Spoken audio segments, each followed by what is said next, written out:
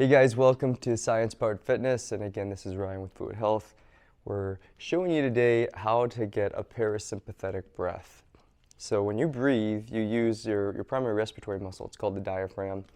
This is a little example of what's actually happening. So the principle of a pressure gradient, and essentially this is a vacuum. We have a little hole here, and this little diaphragm represents your diaphragm, so this little rubber booty.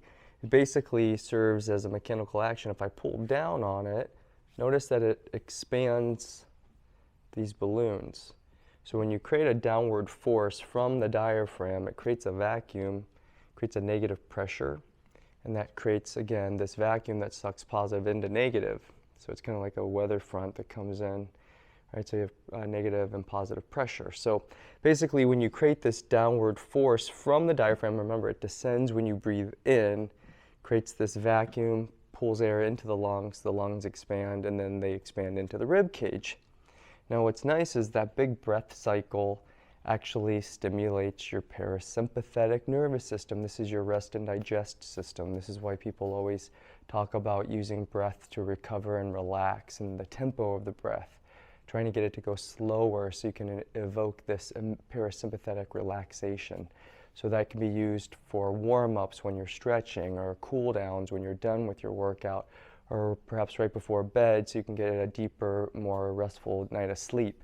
So these are all reasons why people advocate for it, but what we want to draw your attention to is the fact that there's two sides to the diaphragm. You got an anterior side, they call that the ventral side, and then a dorsal back side. And it's actually the back side of the diaphragm that's innervated by what's called the vagal nerve, or the wandering nerve. And this is the parasympathetic nerve. This is the one that actually promotes that parasympathetic response through the mechanical action of breath.